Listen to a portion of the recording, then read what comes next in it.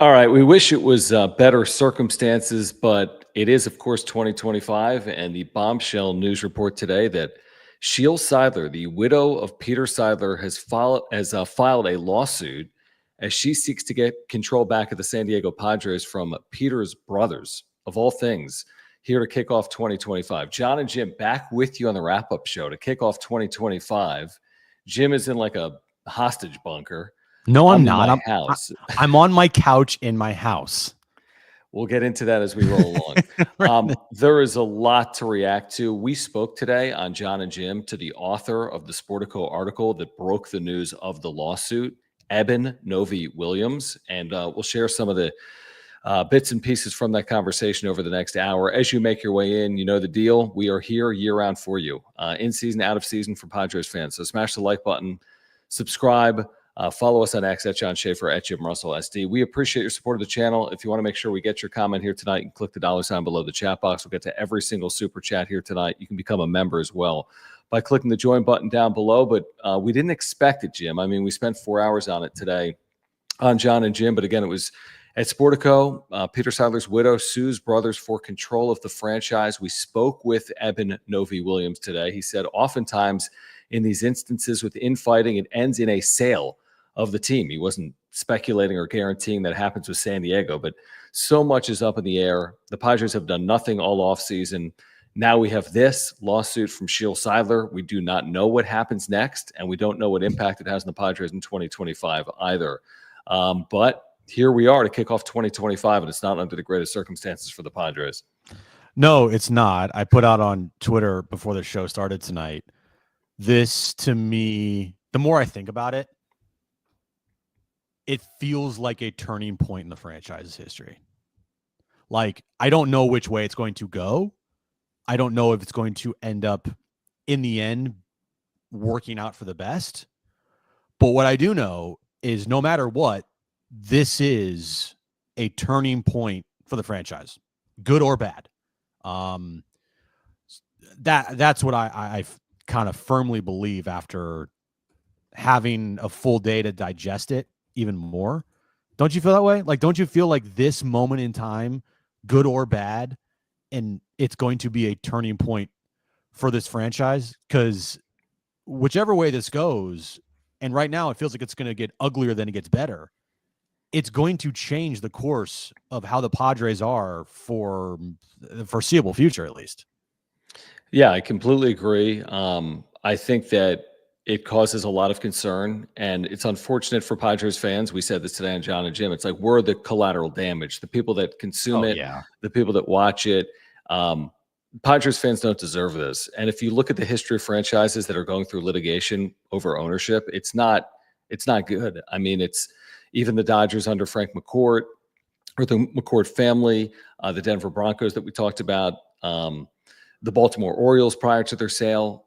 And now we have the San Diego Padres, and we'll see how quickly this is resolved. But I think it's a watershed day for the Padres, and unfortunately not in a good way. And you think about how 2024 ended, it was terribly, despite the fact that it was a very good year, but 24 consecutive scoreless innings. And since that moment, Jim, they've done nothing. It's like radio silence.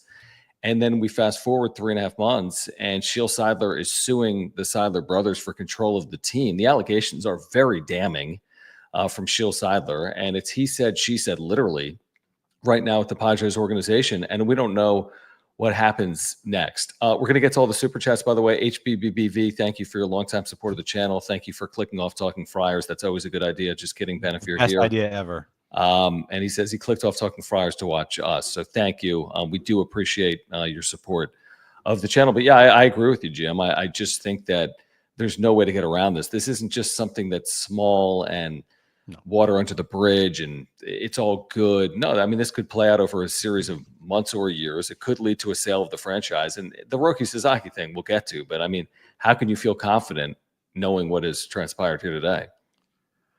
You know, the Roki stuff. Yeah, you're welcome, Fadden. Oh, didn't think you were here. Oh, didn't see you there. Bye-bye. Like the Roki stuff in this moment of time feels a little secondary. Like the direction of the franchise is kind of an important thing. Like no doubt. Who the owner of this team is kind of important. Who's the front man? Who's the front person? Who is the person in charge here? Who is the person that is in charge of AJ Preller? Who's AJ Preller's boss? You know, that's an important thing to figure out. So while AJ has to worry about putting a competitive team on the field, and he's doing that, the most important thing is who's in charge. Who is the owner of this franchise? Who is the point man person? Who is going to be the front person of this team? And like, as of this moment right now, yes, it technically is John Seidler, right? And we got to wait till Major League Baseball, I guess, officially, you know, I guess appoints him, right? But at the same time, if this lawsuit getting dropped today, if you don't think that this is a big deal, I got to tell you, this is the deal. This is everything now, because these just doesn't go away. This is not just swept under the rug. Like you said, this is not something that, you know, in a couple of weeks, people are going to forget about. This is not. This is going to go on for potentially a long period of time. And I can tell you right now, just reading the tea leaves and seeing the fan reaction, the John Syler and the rest of the Seidler brothers that are involved in this lawsuit, you have no fan support. None. Zero. Zip. Like, you are already behind the 8 ball before you even started.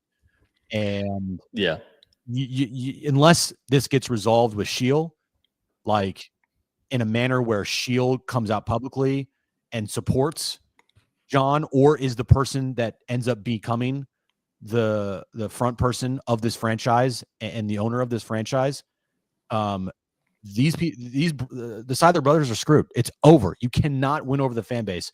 You're donezo.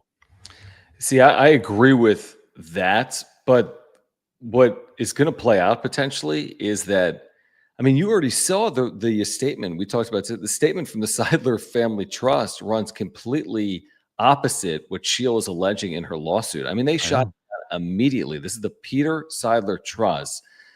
And I'm paraphrasing now. You can find this online. It's in Kevin Hasey's article. I think it's in Dennis's on The Athletic, but essentially said that Peter had a plan for the estate and the franchise, and it was not to leave it to Sheel Seidler. I mean, that was stated unequivocally day of the lawsuit by the Peter Seidler Trust. So you've got something playing out publicly.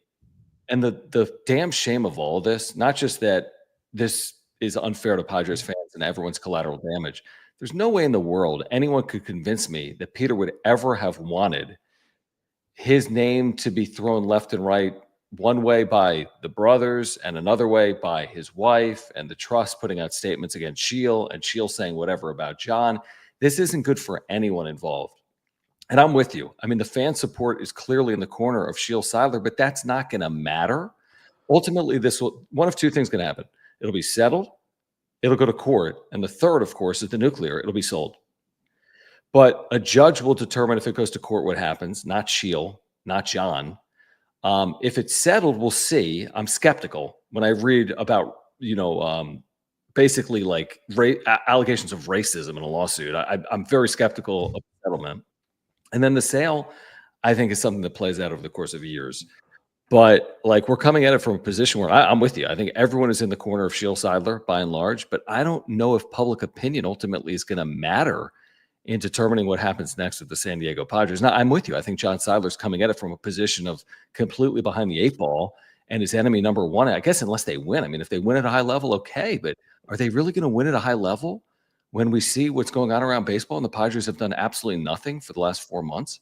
That's like kind of the point. Like, they continue to trot out Peter's name and his legacy, and they're saying how they're going to honor his legacy and Sure. try, to bring a World Series back to San Diego. Guess what? Actions speak louder than words. And at this moment in time, your actions don't match your words.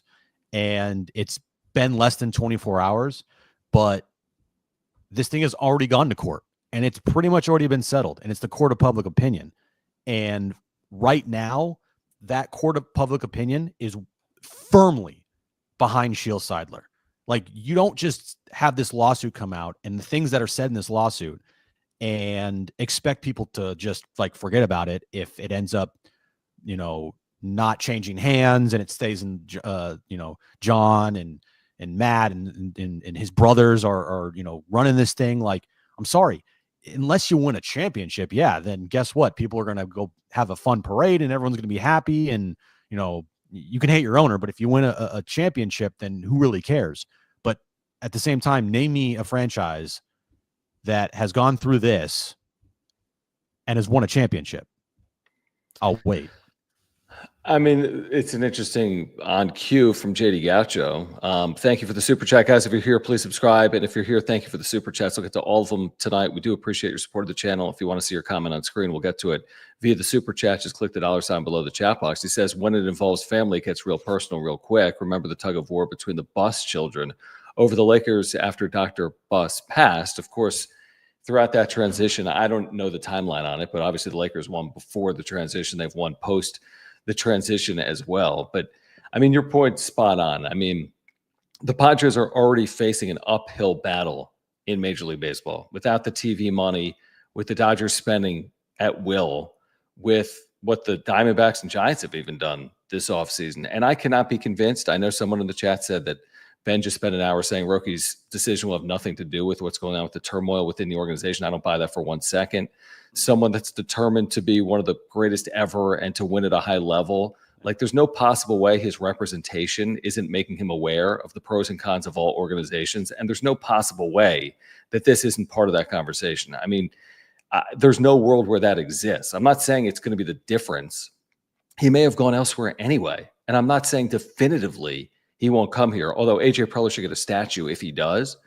But to pretend as if this won't impact future free agent signings, or even a player like Roki Sasaki, who's not a free agent signing technically, but has his pick of the litter and can go anywhere, this has to at least be a factor. I'm not saying it's the overriding factor or the only factor, but it absolutely has to be a factor. Any good agent would let his client know about the state of an organization, and this is not a good look for the San Diego Padres, no matter what we think. Yeah, when you have turmoil inside the ownership group and you have uncertainty, it affects everything. It just does. It's a trickle-down effect. You look at the best organizations in pro sports, guess what? They have stability. They have an owner that trickles down to the front office, that trickles down to the on-field product, and it all ties together. Like, you don't see any teams in sports that have dysfunction at the very top and succeed. It just doesn't happen. And then usually in the end, it ends in a sale of the team and a new owner comes in. That's why today I view it as a potential real big moment in this franchise's history, like, that could lead to an eventual sale.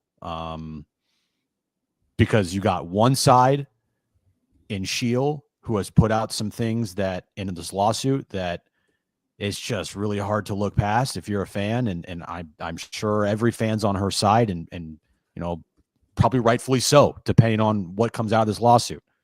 And then you have the other side who is in control of the team, who is vehemently denying these allegations by Sheel, yet they're touting how they're going to keep Peter's legacy alive, yet they're not doing anything about it for the on-field product. And every single fan, well, almost every single fan, I would say 99% of fans are now against you. So, like, you're in between a rock and a hard place right now if you're the Padres. And again, the fans, I feel the worst for, because they're going to have to deal with this bullshit from now on for the foreseeable future. And I really feel awful for AJ Preller and the people inside the organization trying to just build a winning team. I don't know who Peter is going to go, or not Peter. I don't know who AJ is going to go to now. Like, who does AJ go to when he's trying to make big time moves? Like, does he go to John? Does he even know John? Do they have a good relationship? Like, have they met? Like, who does he go to now? Like, hey, I have an opportunity to go trade for this big time player. Can we do it? What's the money? Like, I don't know. And so this is just a trickle down effect of everything.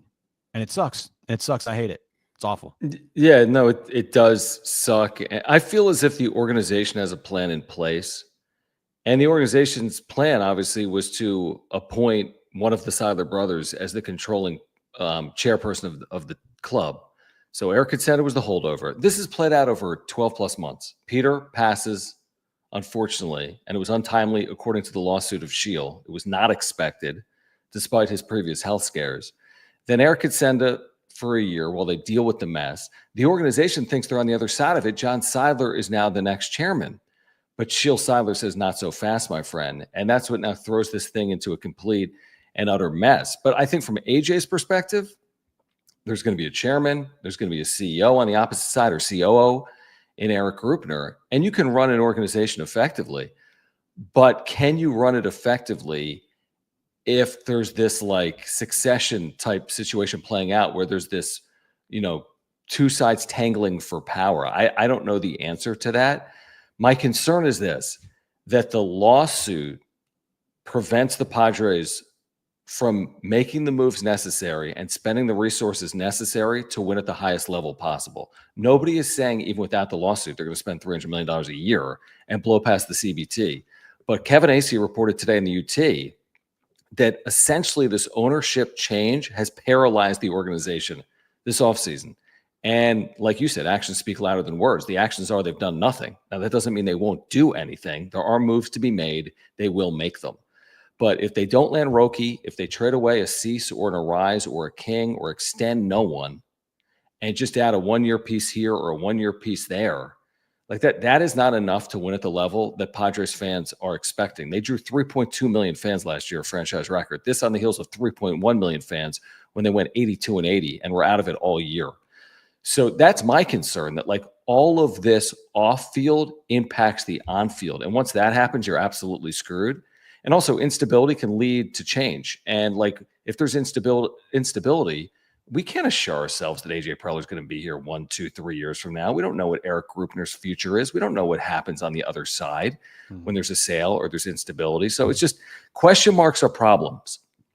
And the Padres have a lot of question marks heading into 2025. And Bryson, thank you for the super chat. He takes a shot at Jim, but says he loves us. So thank you, Bryson, for the super chat. If you want to support our work, click the $ below the chat box. Like early on in this offseason, me and you both heard like, the feeling down at Petco Park was a feeling of a dark cloud. And there was a lot of, not really like enthusiastic people down there to start this offseason. And a lot of people down there feeling like, I don't know if this ownership group is truly backing their words here of keeping Peter's legacy alive. And I thought that meant along the lines of, cutting payroll more and not spending money and, things of that nature. And while that is still true, today's news was like, I get it. I get it now. Like that is truly what was happening down at Petco Park with the seemingly tug of war that was going on behind the scenes. And it's a trickle down. And like Kevin reported today, how the front office almost is like paralyzed because of what's happening with this franchise right now. And, how can you not believe that? They haven't made one single freaking move. How about this? We said this also earlier today. Like, as this plays out, moves are happening in baseball of significance. Brent Rooker tonight, 5 years, $60 million to the Oakland A's. He was already earlier today. Michael Lorenzen to the Royals, right-handed starting pitcher, 1 year, $7 million deal. Gavin Lux traded to the Reds earlier today. I mean, the Oakland A's have run circles around the Padres in spending this offseason. This is their second significant deal. It doesn't mean the A's are better than the Padres. They shouldn't be in 2025. And of course, their ownership situation, you could argue, is the worst in sports, certainly the worst in baseball. Yet other organizations are going about their daily business and preparing for 2025 and beyond, by the way. Like the Padres have so many questions beyond 2025. Jackson Merrill, Michael King, Dylan Cease, Luis Arise all come to mind, thinking like 2026 and well beyond that as well. And listen, there's time. We said this last offseason. We were concerned. They signed Jurickson Profar late. They won 93 games. They put everything together nicely, and Preller deserves a lot of that credit. Can they do it again with these headwinds from, outside, with the, organization and the future of the organization in jeopardy? Who's controlling moving forward? How will this play out, this litigation from Sheel Seidler? Will the club ultimately be sold? And again, these aren't our words. I'm not saying the club's going to be sold. No. Jim's not saying the club's going to be sold. But when I have the writer come on from Sportico who says the way these situations play out, more often than not, is the club is sold. The person who broke the story today, by the way. And Frank McCourt sold the club. Denver Broncos sold the team. Baltimore Orioles sold the team. So, I'm not guaranteeing that. Maybe this is settled, or maybe this is shot down quickly in court, and Sheel has no case. Yeah. Right. And look, I don't want to pretend to be a lawyer. I don't want to pretend to know how these things work. I just know what the vibe feels like right now, and the vibe is just awful. Right. It does not feel like this thing is going to all of a sudden just on a whim turn around and I continue to say it, actions of this franchise are not the actions of a team that is truly committed to win their first World Series championship at this point in time. And I'm not talking about Preller. I'm talking about the ownership group and the people that are in charge and the people that are writing the checks. It does not feel like they are fully committed at this point in time to win a championship. And, I don't know if Preller could have made some moves, but he didn't, or he's just not making moves to wait. But at the same time, I'm not going to sit here and be that person of let's just wait until everything comes out and we'll see what happens. No, by the time everything comes out, it could be years down the road. These things does not take days. These things take potentially years. And right now, this team is not in a position to wait it out. I mean, they got Manny, Xander, those guys are right now win it or it's going to be awful on the other side of these contracts. They don't have time. They don't have time to wait around. They don't have time to wait this thing out. They need to win now. You are in a situation where these guys are making big time money. All right. And if you're not going to spend, I don't know what, Manny's not getting any younger. Xander is awful, but he ain't getting younger either. Darvish ain't going to be under contract forever. Joe is dealing with his surgery. You don't have Cease and King long-term right now. It's go time. How pissed would you be if you were AJ Preller and you scouted this player for 6 years? Oh my God. And at the 11th hour, or as the clock is striking midnight, you had something like this get in the way of your pursuit of someone that comes around every 7 years.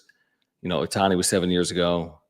Now you have this situation with Sasaki. And I don't know if this is the reason or not. He might have chosen another team anyway. Or he may still choose the Padres somehow, some way, and AJ Preller will be celebrated for forever. But if this does get in the way at all of Preller's pursuit of Sasaki, and you've been watching this player overseas for over a half decade, and you used to talk to Peter Seidler about your interest level in this player, Peter's been gone for a year and a half, and now you've got an organization in jeopardy, and it's going to cost you potentially the chance to land one of the top pitchers in baseball. Dude. I mean, that to me is a little tough to swallow if I'm AJ Preller. I don't know if that's how it's playing out or not. I don't know how AJ Preller feels about the situation that's playing out. But, I mean, you have to imagine, if you put yourself in his shoes, I wouldn't think that he would look upon this as favorable, today's news. I promise you. Look at the coverage this news has received. This is everywhere. This isn't just a local story. It's on the front page of the UT, but it's on the front page of ESPN.com and all sports sites. I mean, this is a significant story that will reverberate. And I think they're still, I mean, listen, is it going to impact? I said this today. If they're down 3-1 in the 8th inning, it has no impact. This doesn't impact the true day-to-day on field once we get into a season. But does it impact your ability to win at a high level? Yeah, it does. If you don't have the chance to extend players out like you need to, you can't make trades that are necessary. You can't sign a player of the caliber of Roki Sasaki. I don't know if they could one way or the other on Sasaki, but I just feel like it runs incongruently with a pursuit of a championship, even if John Seidler says, hey, we're trying to bring multiple championships to the city of San Diego. I don't think both things can be true, how this is all playing out. And look, I'm not going to blame Sheel for filing this lawsuit now. Like, I see people in the chat saying, like, you know, why did she do this now? Like, maybe why couldn't she have waited until after Roki? When are you going to do it? Yeah, exactly. When are you going to do it? And at the same time, you know, Major League Baseball has to, I guess, vote in John, right? Yeah. Before the 2/3 or 3/4 of owners. Before the start of the 2025 season. Like, if you're Sheel, you want to try to get out in front of this as soon as you possibly can. And she even mentioned today she did not want to do this. This was something that she wanted to get resolved behind closed doors, but they left her no choice, that she had to do it. And like you said, there's no right time to do this, but you got to do it sooner rather than later. Especially if Sheel, which it totally feels this way, is so convicted in her stance that Peter would have wanted her to be the control person of the team, and that right now his brothers are essentially making his legacy and using his name in a way that would make him, if he were still here with us today, sick to his stomach. That's what she alleges. Which is again something that we'll talk about. Right. That's what I'm saying is, like, that's what she feels. Yeah. And again, I said this today. Jim said the same thing essentially on John and Jim, which is these are all allegations from Sheel. We're hearing one side of a story. It's a grand jury indictment. You haven't heard that from the defendant. It doesn't make someone guilty because they've been indicted. And it certainly doesn't make everything that's alleged in this lawsuit 100% accurate or truthful. But then again, it doesn't mean that it's not accurate or truthful. So we'll see how it plays out in the months ahead and potentially the years ahead.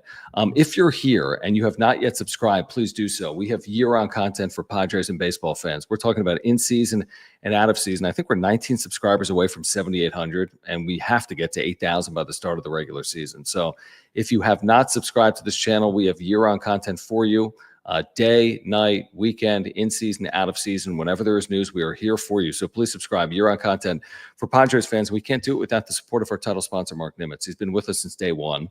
I actually spoke with Mark earlier today, renewing insurance policies, earthquake and life insurance and homeowners insurance. And if you have any insurance need, let Mark take care of you. He's a great insurance agent. You could take it from us. I had to file a claim a couple of years ago. He took care of everything. Makes the process simple and easy. If you ever need him in any capacity, he is there for you. And he's a lifelong San Diegan and a huge Padres fan. And you can click the link in the description down below to get to his website. You see it on screen. He does auto, home, renters, life, earthquake, and more. So if you want to talk about the Padres, Mark's there for you. You get free quotes online or by calling him. If you support the channel, please support Mark Nimitz. He's been with us since day one, which is about 3.5 years ago when we launched this wrap-up show on YouTube. So again, if you have any insurance need, turn to Mark Nimitz at Farmers Insurance. Yeah, all this information is on the ticker below, mnimitz at farmersagent.com. When you reach out to Mark, let him know that John and Jim from the wrap-up show sent you. So this is playing out, this lawsuit filed by Sheel Seidler in Texas. The pursuit of Roki Sasaki is playing out. Jeff Passan today writing that there are teams that are not being turned away when asking on both Dylan Cease and Luis Ariz. That was from Jeff Passan today. That, you know, and then John Hammond came out today and said, yeah, the Yankees aren't really interested in Luis Ariz. That to me tells me that Preller is putting out in the media, oh, the Yankees, this team wants Luis Ariz, maybe to drive up his asking price. Yeah, maybe. And at this point in time, I would be very surprised if both Ariz and Cease make it to the opening day roster. I mean, I'd be surprised. I mean, it'll be interesting to see who makes. There's a lot of things I'd be surprised with. Like, dude, yeah. I mean, what's FanFest going to look like? Because I tell you what, that's the first time reporters will be able to ask players questions, potentially front office people questions. You know, like, we know Manny's relationship with Peter. We know his relationship with Sheel. You think Manny's going to be on Sheel's side? Of course he is. I mean, I saw a post tonight that Jackson Merrill was liking post about, Sheel Seidler and like they're put in a really, really tough spot here because you have the widow of the most beloved owner in the history of this town saying that the people that are now in charge are tarnishing the legacy of that owner. Yeah, they are being put in a tough spot. Here's what will happen, though. They won't be critical of the organization. They'll say it's above my pay grade. Right, but still, let the process play the out. questions Right? will be asked, though. They will be asked. That's They my will point. absolutely be asked. Yeah. And I can already see Manny's answer on it. He's not going to. At the end of the day, Manny's getting paid, and the checks are coming from the San Diego Padres. He'll get paid by somebody. And he's getting paid by someone, and I'd be very surprised if he was. I don't know if disparaging is the right word, but even critical of the organization. And now, again, maybe he'll say, "What if he is, though?" I mean, it would be fascinating if he was. What if he completely backed Sheel and was like, "This is wrong," and she has the right to, be the point person of it. Like, what if he just went full rogue and just like 100% in Sheel's court? I wouldn't expect it as a player in a union that's paid by ownership groups, dude. I'm just thinking about the relationship, though. Like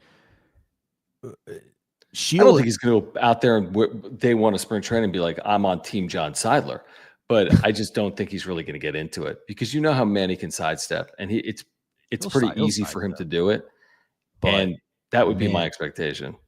But like guys that are here long term, him, Xander, Tatis, Merrill, Joe,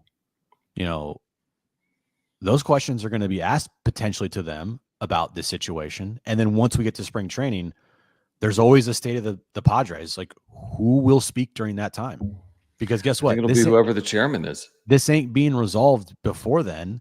So if it is John, if it is somebody like, Grupner or whatnot, what the move that I would hate to see, and I wouldn't put it past him, but the move I would hate to see is if they just trot out Eric Grupner. Yeah, I could see that too. Here's what I would say to Padres fans that are watching right now. Like, correct me if I'm wrong, Jim, or I'd love to see everyone's opinion in the chat. Here's how I feel about this, having consumed it for the last 12 hours and having read everything and spoken with the author of that article.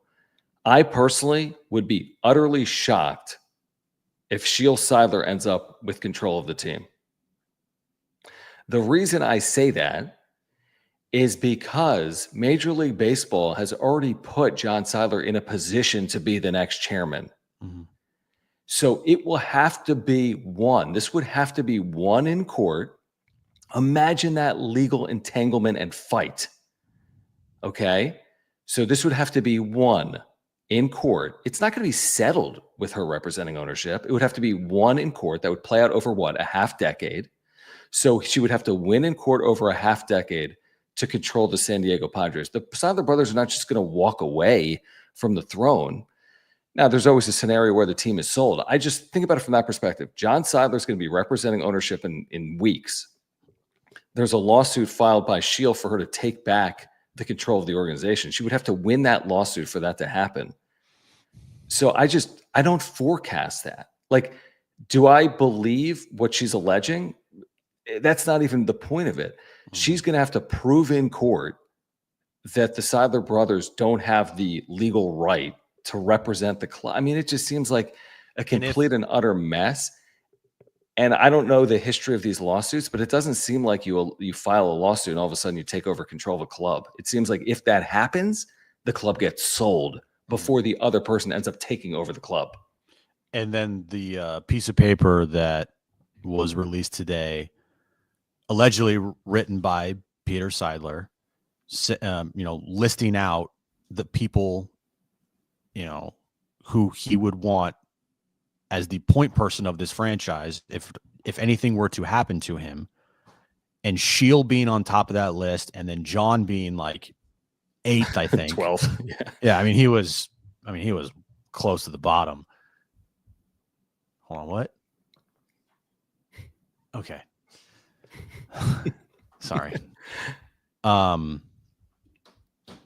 was I saying? You're saying with the piece of paper that was in the lawsuit that said basically Peter preferred Sheel to be representing ownership. Right. Like, yes, that's there, but that's not a legal document.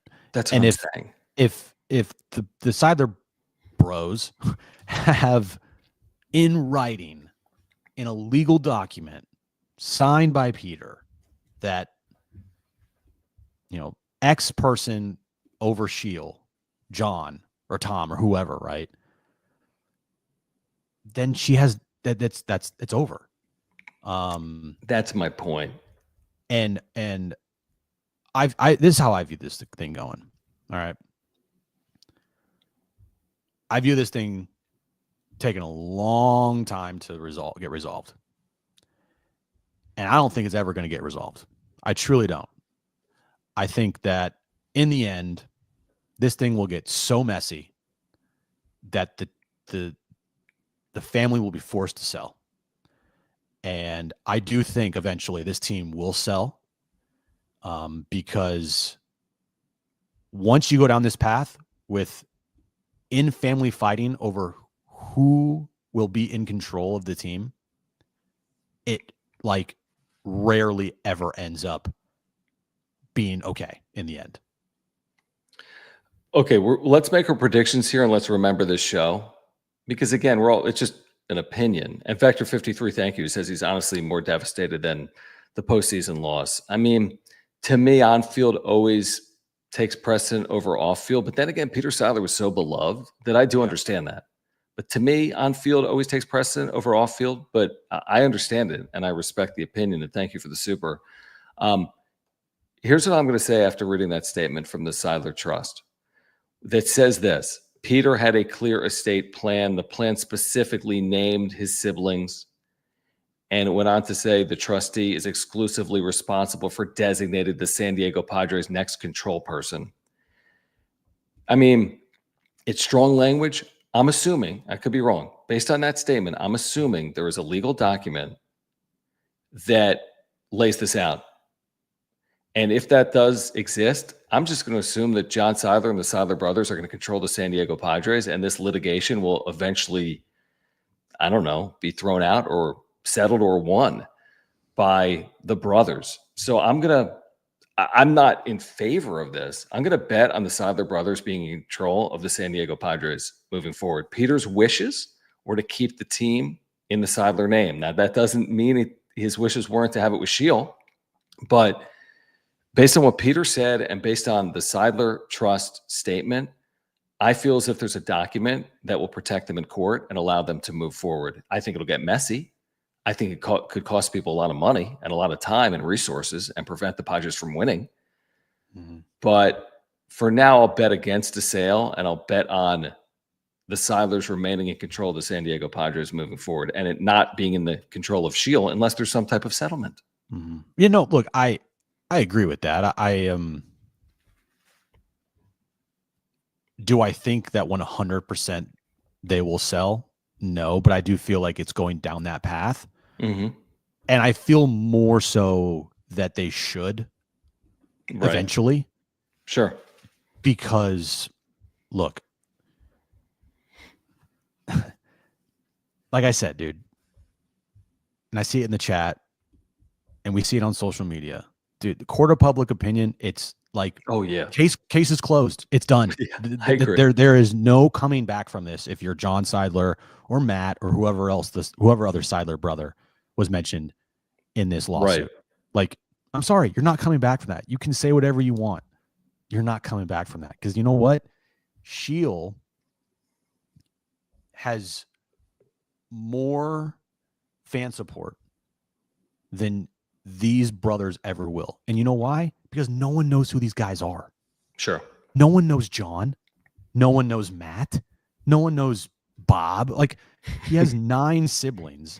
And now the 2 people that were mentioned in the lawsuit, including John, who, I mean, the lawsuit eviscerates him as far as like, he shouldn't be the owner of this team because he has, 1, no ties to the Padres, doesn't live here, doesn't care about the team, doesn't, this and that. Like, I'm sorry.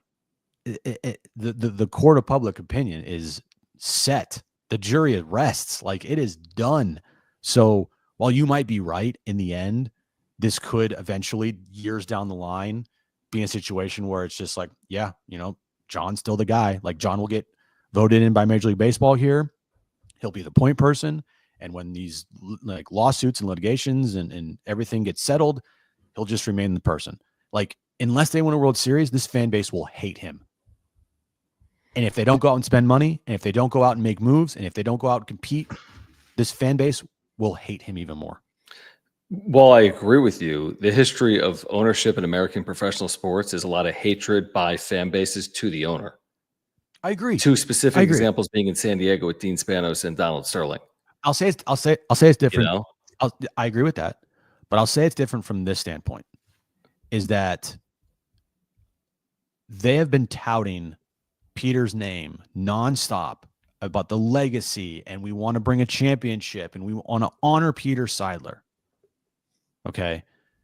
And from that standpoint, if that does not happen in the way that the fans view it as such, like if the fans don't feel like this organization and ownership is honoring the legacy of Peter Seidler, they will forever be hated for that because of how beloved Peter was. Yeah, no, I think you're right. I mean, this is a tough position to begin your ownership from, right? A tough hand to be dealt, so to speak. Maybe they did it themselves, maybe they didn't. But you're right. The court of public opinion has been lost, but the court of public opinion won't determine who controls the San Diego Padres. And if you're That's what John, makes this interesting. If you're John, like, you honestly better get your face out there as much as possible. Right. You better media tour. You need to be making the rounds, and you better not be making the media rounds with like one person. Like, you better be making it everywhere, because if you are somebody who is never seen, somebody who doesn't talk much to the media, somebody who rarely goes to the ballpark, bro. I mean, it's just awful. All right, HBBBV, thank you for the super chat. He says Bill Gates lives in Encinitas. He should buy the team. I actually think he lives in Del Mar, and I think he actually sold his home. I mean, if you're looking for deep-pocketed potential owners, they exist. Do they have San Diego ties? Maybe. There are people that would. There's others that don't. That doesn't mean they're going to move the team. We haven't even gotten to that bombshell of the allegation, which is perhaps they would move the team. What the fuck? I mean, that's shocking, and we need to discuss it. Let me get to this from JD's Third. He says, Peter strikes me as someone very thorough and meticulous, someone who crosses T's and dots I's. I don't think you just happen to have the success he had throughout the course of his business career and not have a good feel for how to accomplish what is necessary. Bro, from a business acumen. Like, it's not the only part of me that was wondering whether there was this legal document that we've been talking about today. Was what Sheel wrote today, which was essentially nobody expected Peter Seidler to pass in November. I think it was November of 2023. He didn't pass from cancer. The expectation was he was given a clean or cleaner bill of health that year, specifically in the spring or summer. And there was not an expectation heading into that fall that Peter was nearing the end of his life from a health perspective. So it was a bit sudden. Maybe that would be impactful from a legal perspective in terms of who controls the franchise if he is no longer there. But I kind of agree with JD's Third. You're telling me the owner and chairman of the San Diego, doesn't Major League Baseball probably require a legal document that would say what happens if the chairman is no longer able to serve in that role? The answer is probably yes. Like, I was talking about this with Aaron and Claire tonight. By the way, I'm in the living room because Claire, one of our good friends, is visiting, so she's in the guest room tonight. Soft. Anyway, very soft. I digress.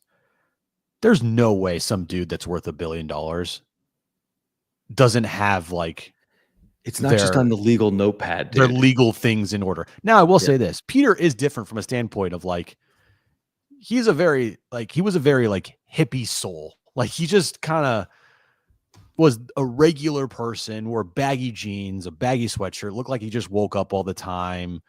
He didn't, like, on a perception, like just like perceived, like looking at him, he didn't seem like a guy that was buttoned up.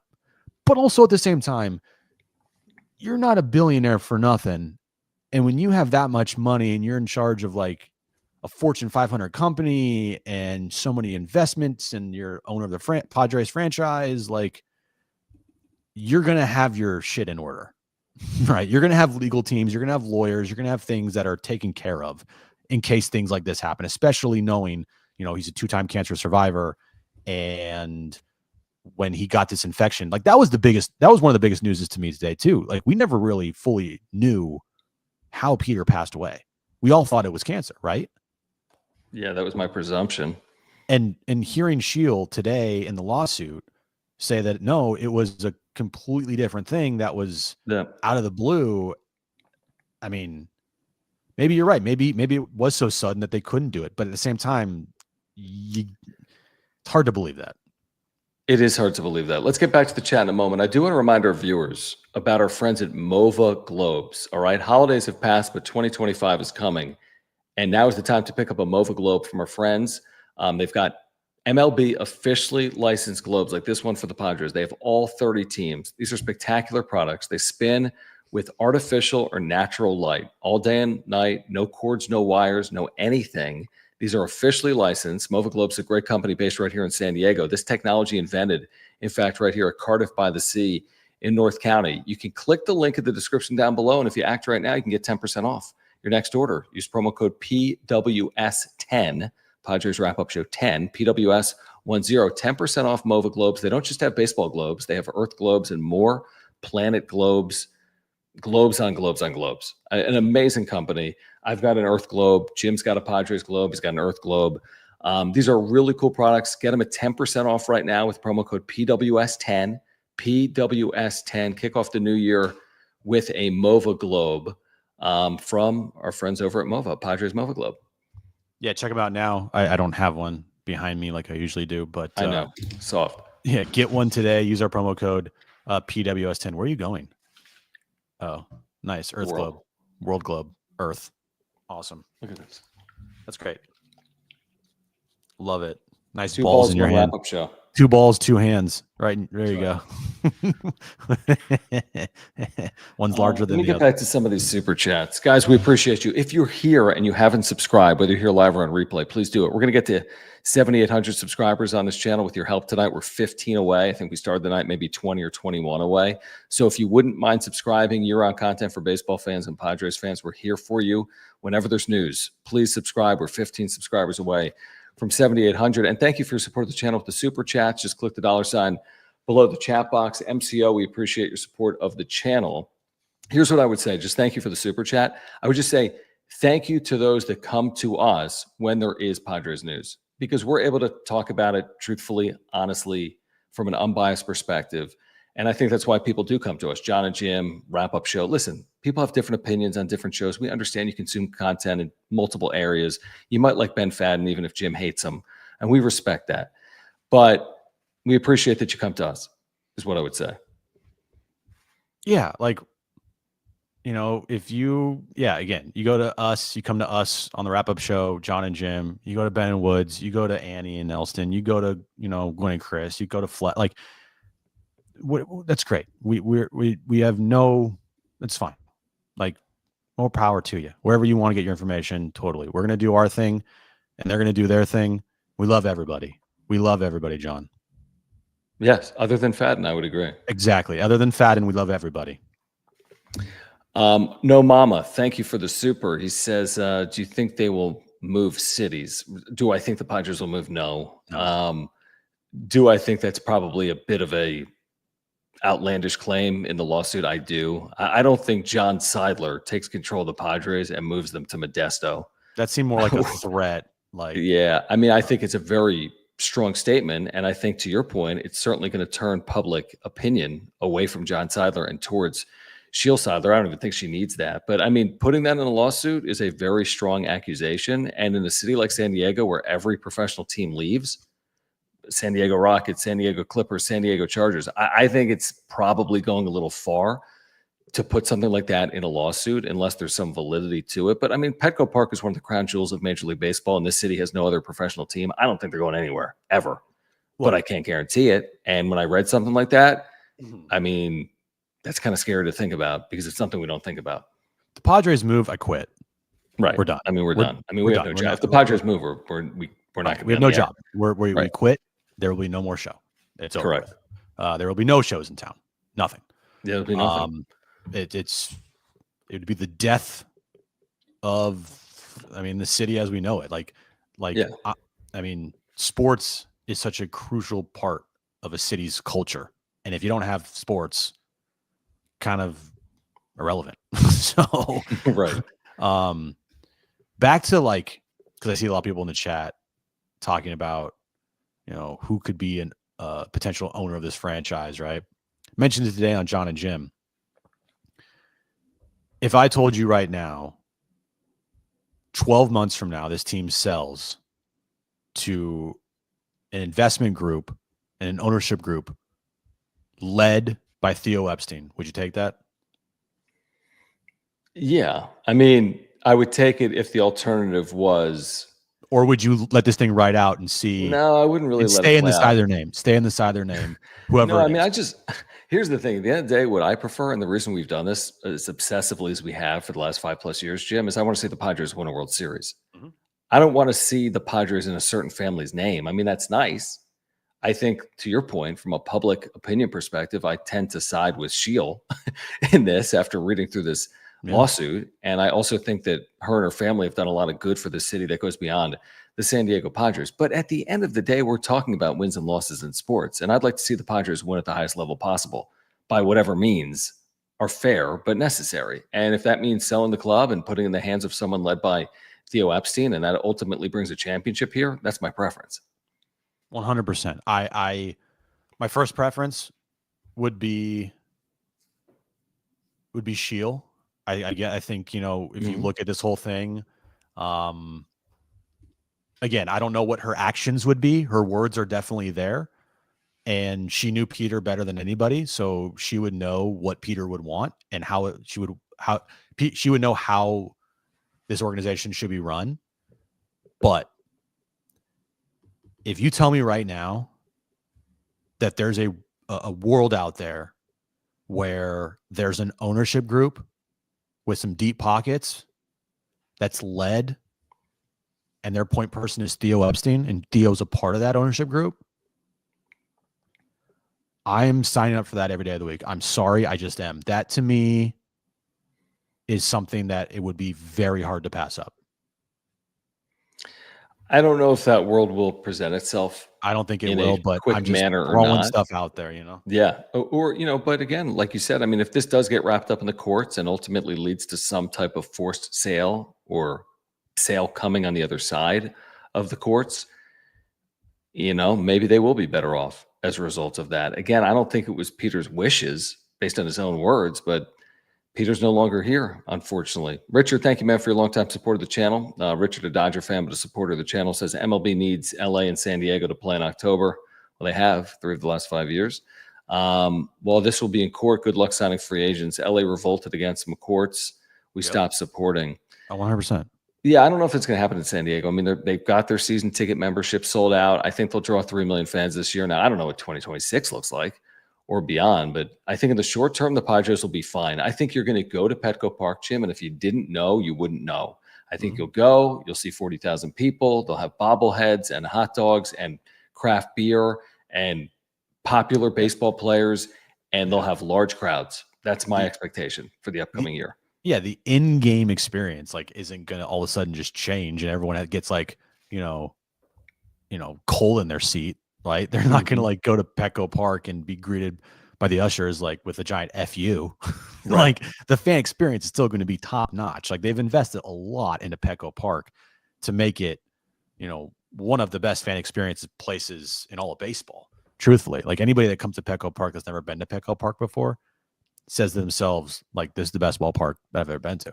It's just, it's a great place to watch a baseball game. It's a great place to enjoy a game and have some great food and all that.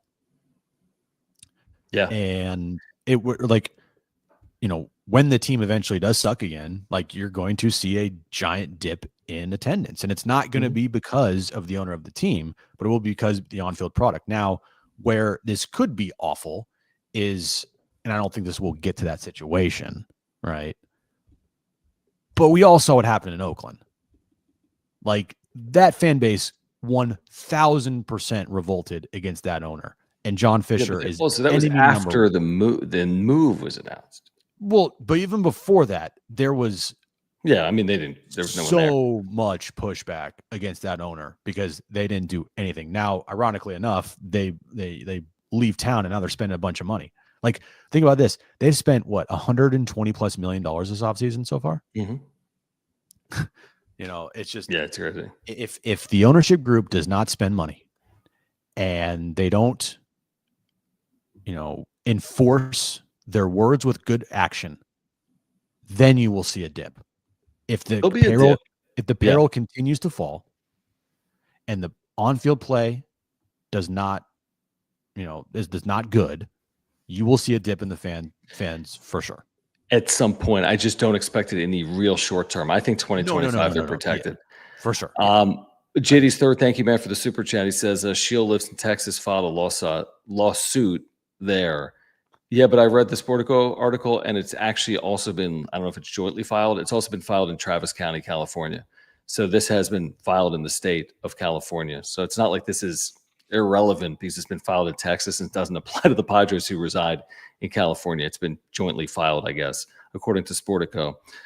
Cruiser, thank you. He says, if the brothers are legally entitled to the Padres, Sheel's only play would be to win the court of public opinion. The Syler brothers are more qualified. I don't even know if we can say that, Cruiser. I'm not saying that Sheel's more qualified, but what do we know about John Seidler's ability to run a baseball team? What do we know about Sheel Seidler's ability to run a baseball team? But what makes them more qualified than her, I think, is at least a fair question to ask. 100%. I have no idea if Sheel could run the Padres better than John can run the Padres. Right. I don't know. Neither are GMs, by the way. They're going to let people do their jobs, presumably. Right.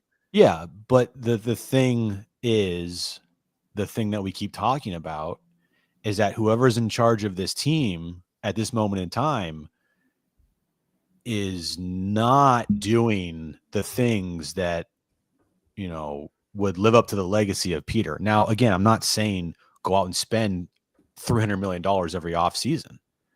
But you telling me you can't re-sign Kyle Higashioka because of a couple $1 million? You telling me you can't go out and get the Profar deal done right now for like $45 million? Right? You telling me you can't sign Michael King to a long-term contract that you could, work out and make sure that the money is equal and it's not like crazy? You tell me you can't do those things? Like, what are we doing here? I agree with that. That's the part where I'm like, what the fuck's going on? Yeah, Jason, I'm not really in favor of the whole boycott. And again, I'll respect the will of the fan. People are fans. They decide what they're going to do. But he says, and thank you, Jay, for the super. He says, Joe Tsai, owner of the Nats, should buy the Padres. He lives in La Jolla, which is true, I think part-time, and enjoys baseball. And he says, hashtag boycott FanFest. I always think that when you start going at the pockets of ownership, you're only in turn hurting the team that you love. So if all of a sudden there was a precipitous drop in Padres attendance and revenue, that's going to be impactful on field ultimately. Maybe not in the short term, but in the long term, it absolutely will be. I don't think anyone's boycotting. I don't think we go from people are mad at John Syler to 1,600 people showing up at FanFest and 12,000 people on Tony Gwynn opening day, second day. I don't see that. Maybe I'm off. I just don't see a boycott in the immediate term. Could that come long term if they go 60 and 102 and don't spend money and cut payroll? I guess. I just don't see it in the short term. No, on a Wednesday night versus the Chicago Cubs, and they blow a 9th inning lead, we're not going to come on the wrap up show and be like, that's because of the lawsuit. Don't go tomorrow. But where the lawsuit and the tug of war does affect things is the trade deadline. What if you have to go out and try to add a piece but that piece is going to cost a little bit of money, right? Or potential top prospects. The off season, which we are in the midst of right now, re-signing players, signing players to help you put over the hump, getting that final piece of the puzzle, re-signing guys like Jackson Merrill and Michael King to long-term contracts. That's where this is going to show up. And it's already shown up this offseason with the fact that it's being reported that one of the biggest reasons, or the reason why there's been no moves, is because the front office feels paralyzed because of this. Right. But I mean, at some point, moves are necessary to run a baseball team. So they're going to have to come in some form or fashion. But are things like Michael King extensions being worked on right now? It seems unlikely.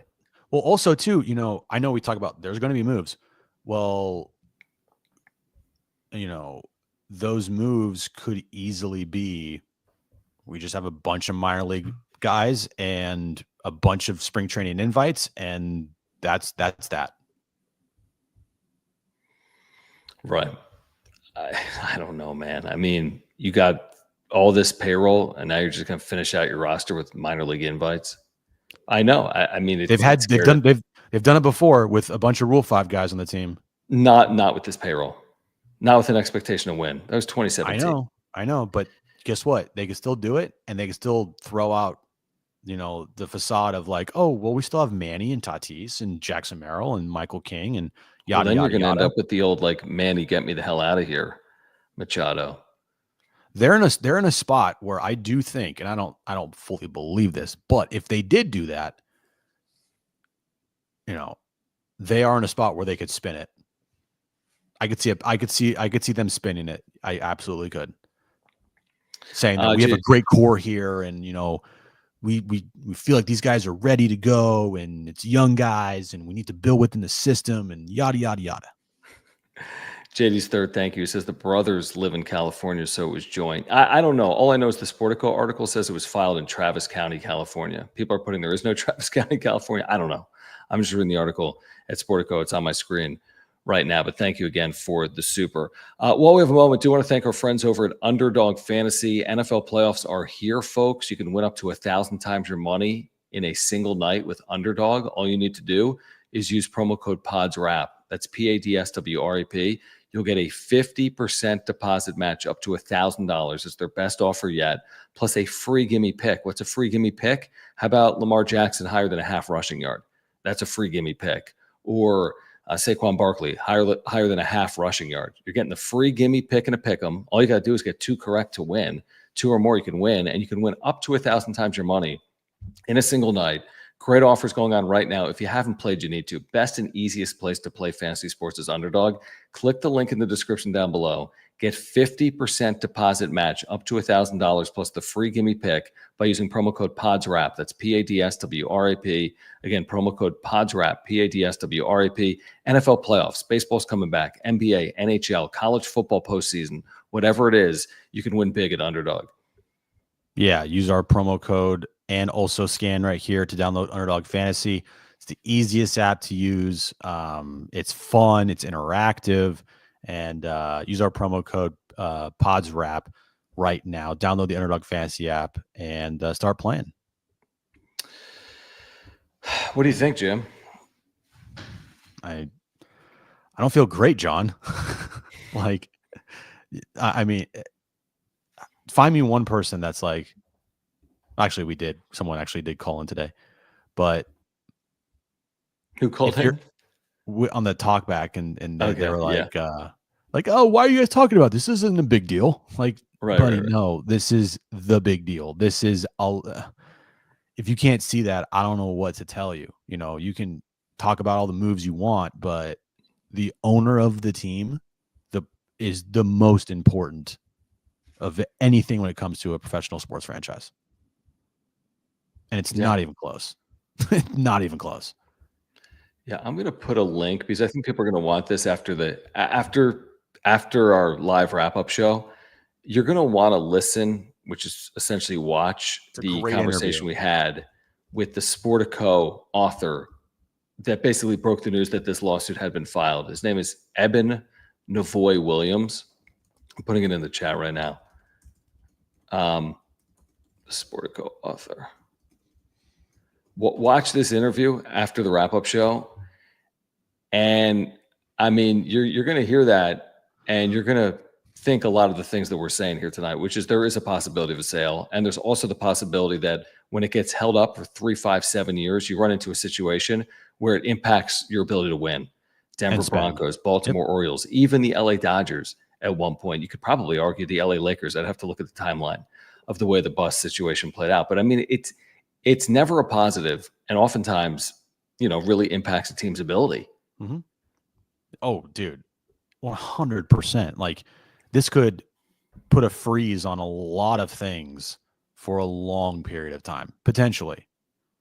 And that's worst case scenario. Like, if you can't operate as a franchise because you got this shit going on, you're DOA. You're dead on arrival. You have no chance. None. And especially with aging vets and guys under big time contracts, this thing is going to get potentially even uglier. We talked about the nightmare contracts the Padres have after the 2027 year. I mean, just add this on top of that. Like, dude, are you kidding me right now? That's a really good point. Devi, thank you for the super. He says Elon Musk for the Padres. Make the Padres great again. The thing is, the Padres have actually been, by their historical history, pretty good the last 3 years. NLCS, NLDS, but I don't know if Elon is buying, and I don't know if they're for sale. Well, they aren't. My first vote is Sheel.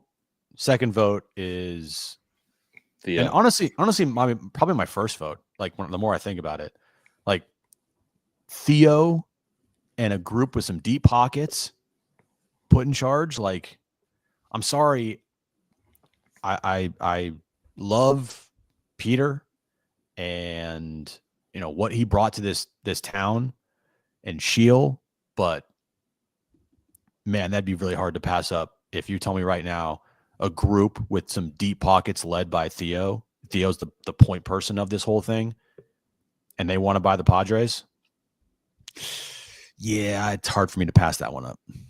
I'm just looking at this like legal pad where like Sheel's at the top of it. I know, dude. It's really and I'm weird. Just wondering how that ultimately plays out.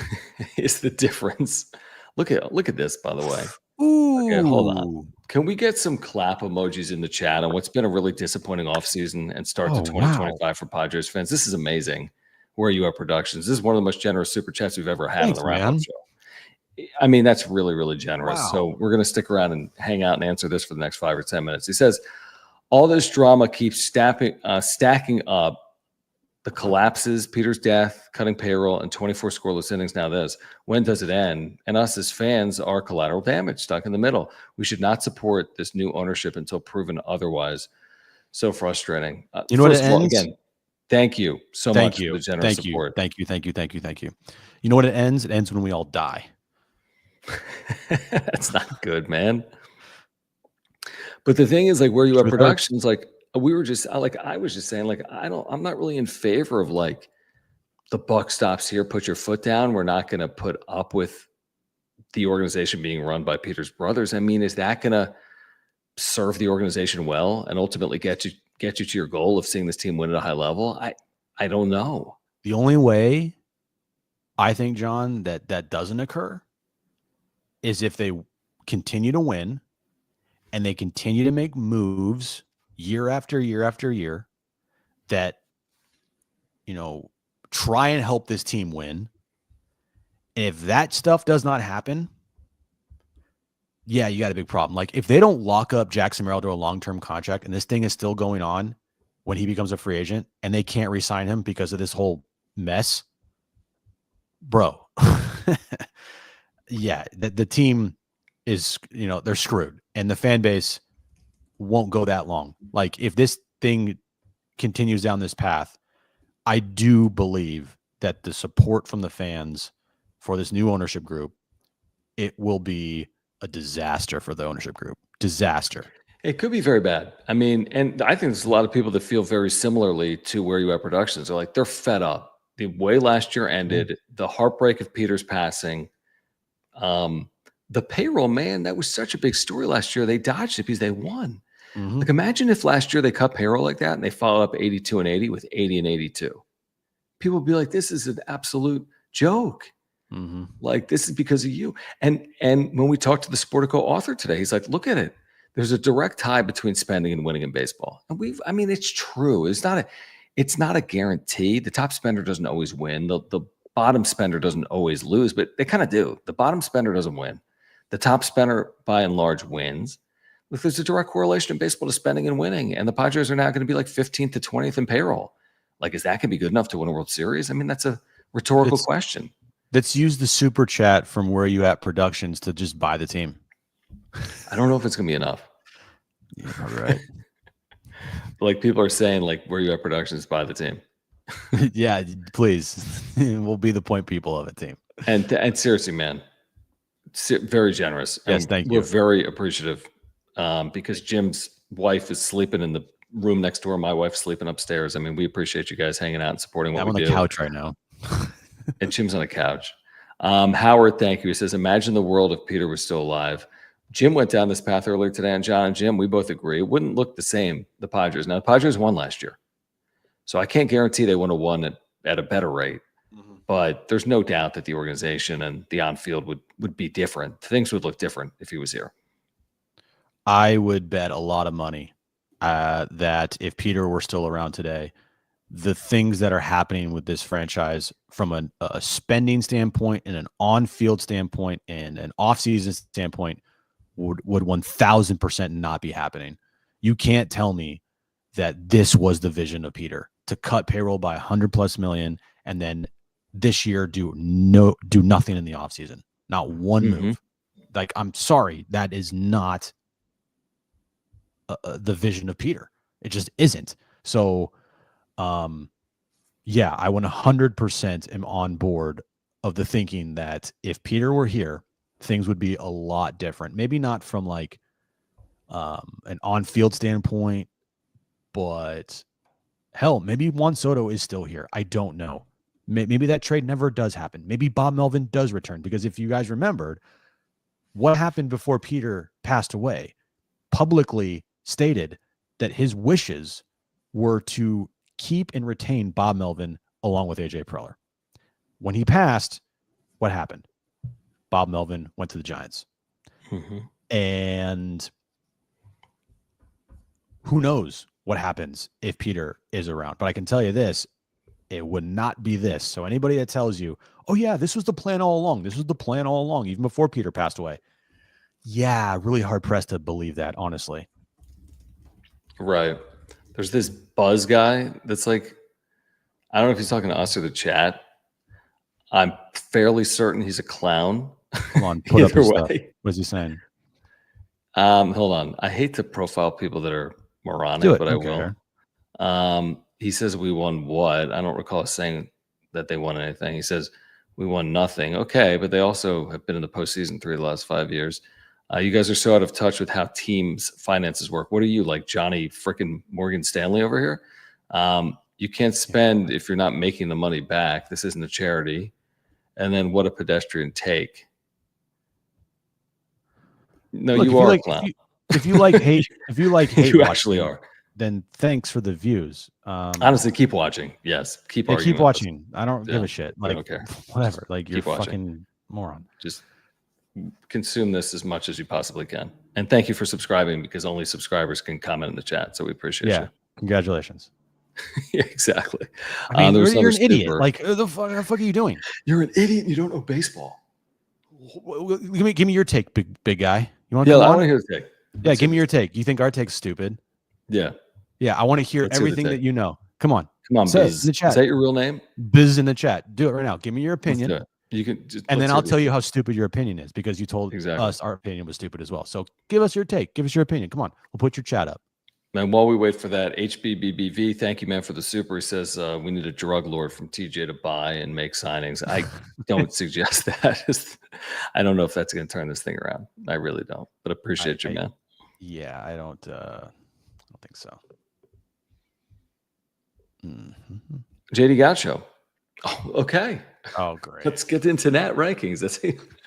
Let's get into net rankings. On a lighter note, UCSD's net is 46. Did you realize that? Ken Pomp's 65th. They have a quad 1 road win. They're an NCAA lock if they keep winning, right? Well, only if they win the Big West, JD Gotcha. No, they're not going to make it as net large. There's no scenario.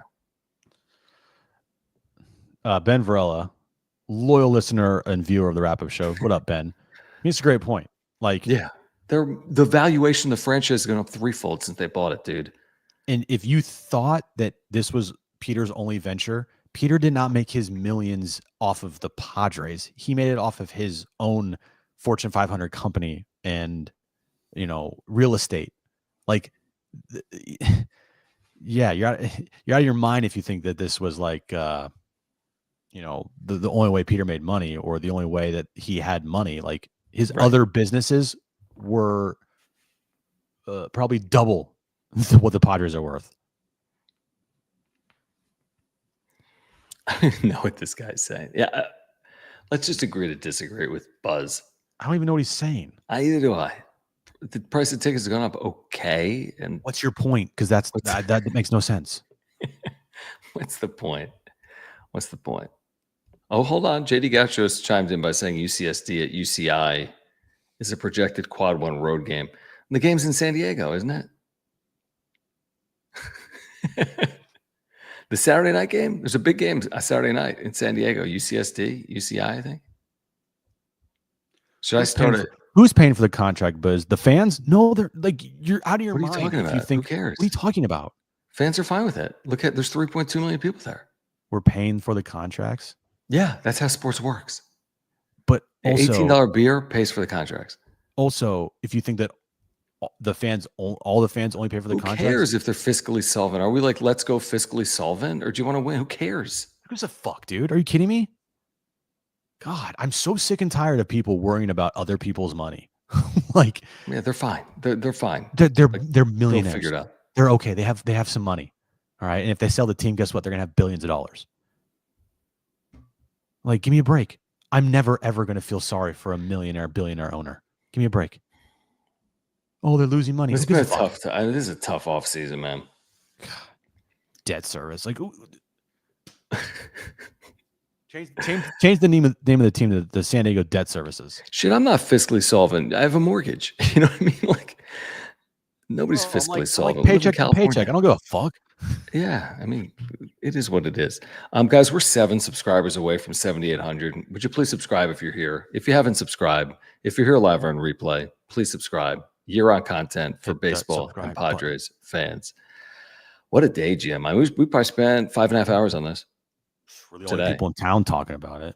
And yeah, we're going to keep being here for you to talk about arguably the most impactful story in recent history involving the San Diego Padres. So join us tomorrow, and we'll get to these supers that are rolling in. JD Gaucho is not done talking net. Join us tomorrow on John and Jim. If you're not watching or listening to us on John and Jim, our day job, we really could use your support. We're on the free iHeartRadio app, 2 to 6 Pacific, each and every weekday. And we're also on, obviously, San Diego Sports 760. If you're in Southern California or in Mexico or even in Los Angeles, you can pick up 760. And then we're also, of course, on YouTube. Just search for John and Jim 760 because we're going to be talking about this tomorrow for about 4 hours. JD Gaucho says Saturday is quad 2, Jim. Oh. At Lion Tree, February 8th, quad 1 at UCI. Yeah, but that's not enough, JD Gaucho. You know that. They're going to need. Nice. I mean, yeah, they could go if they win out and lose in the conference title game, then they maybe will be in. That's the only scenario for me. And then No Mama says, does this affect Roki? We touched on this earlier. Probably. I think we both think yes. I'm not going to guarantee he's not coming here, but I just feel like this is a negative overall impact on Roki. Yeah, I'm not going to say with 100% certainty it does, but I would lean towards yes rather than no. Correct. I'm leaning the same way. But let's see. I mean, we'll have an answer within 15 days, something like that, on Roki Sasaki. Maybe I'll feel better on Roki in a few days. I don't know. I don't feel great on it now. Look, if they land Roki, that will change the entire vibe of the offseason, in my opinion. I mean, yeah, I agree. Changes a lot. It's like a short-term Band-Aid and it's a big Band-Aid that will last for a while.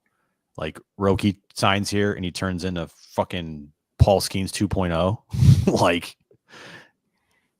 yeah, It's going to actually really piss me off. I mean, I don't want him with the Dodgers, but I'm going to be then thinking, like, let's say he ends up with like the Giants. I'm going to be left to second guess, like, dude, he didn't even choose the Dodgers. So it was like an open possibility that he was willing to entertain other offers. And did he go to San Francisco over San Diego because of everything that's playing out? You know? Yeah. Like, if he goes anywhere, like you're right. I guess the Dodgers, then it's like a foregone. It was a foregone It's conclusion. like, well, he was always going to go there. He's always going to go there. But yeah, if he chooses someone else like the Rangers or the Giants or the Cubs or the Yankees, right?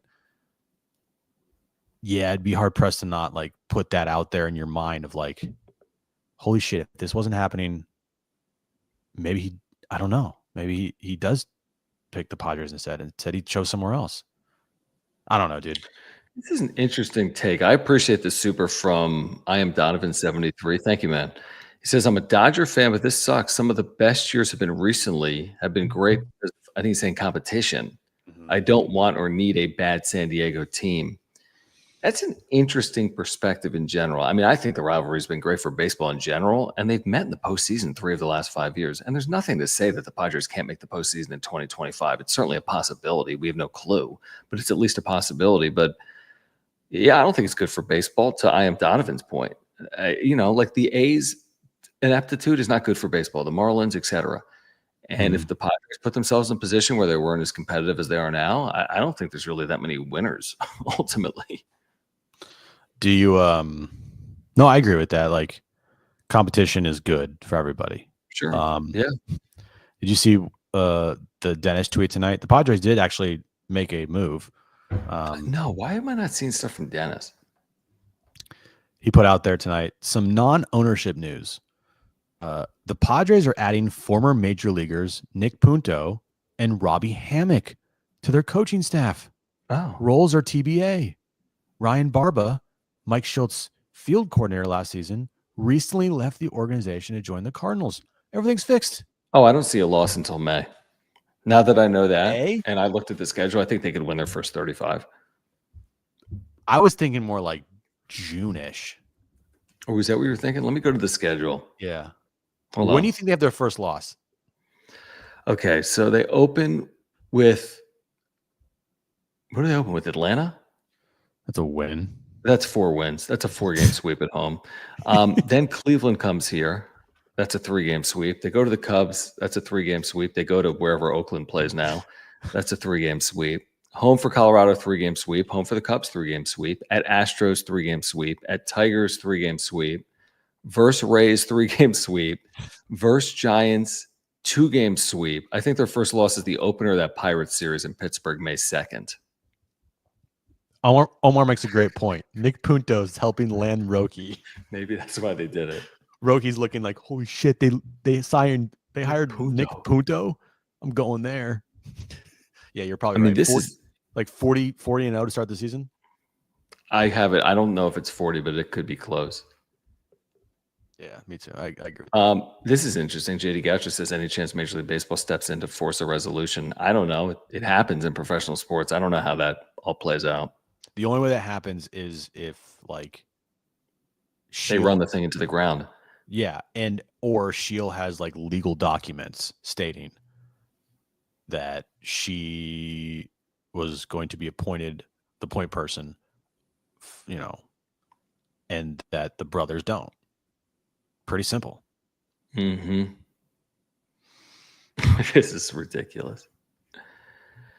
Hey, Vay. All right. Here's the deal. Subscribe. You're on content for Padres fans.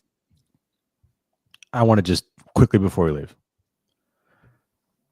This might be the dumbest fucking comment. No, don't.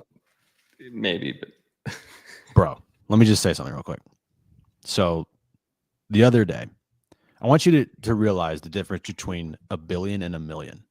I saw this yesterday. I looked it up. All right. How many? So a million seconds. How long is a million seconds, John? How long is a million what? How long is a million seconds? I don't fucking know. I'm trying to make a point here. A billion is Let's shut the fuck. Shut is up. 1,000 million. Hold on, stop. So Buzz thinks that, $50 million for a billionaire, that's a lot of money. A million seconds is 11 days. All right.